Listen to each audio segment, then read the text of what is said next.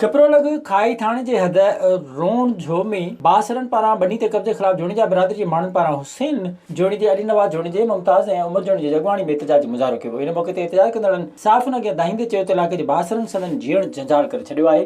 असांजी ज़मीननि ते कब्ज़ो कयो आहे बासरनि पारां।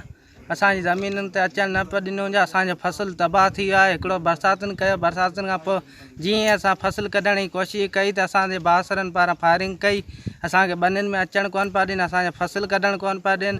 अला इदारनि खां असांजो मुतालबो आहे त फौरन नोटिस वठी असां सां इंसाफ़ कयो वञे। असीं स्कूली शागिर्द आहियूं ऐं असांखे रस्ते तां मटण न पियो वञे, न पियो ॾे ऐं असां सां ॾाढो परेशान पियो करे, असांखे तंग पियो करे। असीं अॼु विया आहियूं त असांखे मटण न पियो ॾे।